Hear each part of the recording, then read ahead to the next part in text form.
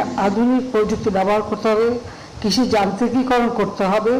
শুধুমাত্র সনাতনী পদ্ধতিতে চাষ করলে হবে না, আধুনিক পদ্ধতিতে চাষ করতে হবে। তিনি বহুমুখী গ্রাম সমবায় গড়ে তোলেন এবং তিনি যে সবুজ বিপ্লবের ডাক দিয়েছিলেন এবং সেই সাথে সাথে বাংলাদেশের মানুষের আর্থসামাজিক উন্নয়নে কিভাবে সমস্ত প্রশাসনিক ব্যবস্থাকে ঢেলে সাজানো, গণমুখী করা এবং মানুষের ভাগ্য পরিবর্তন যাতে হয় সেই ব্যবস্থা তিনি নিয়েছিলেন। সমবায়ের ধারণাকে সারা দেশে ছড়িয়ে দিতে কৃষি উৎপাদন বাড়ানো এবং স্বনির্ভর বাংলাদেশ গঠনের প্রতি সবার আহ্বান জানান প্রধানমন্ত্রী। এই সমবায়ের মাধ্যমে মানুষের উৎপাদন বাড়ানো, দারিদ্র্য বিমোচন এবং ক্ষুদ্র সঞ্চয়ের ব্যবস্থা হয়।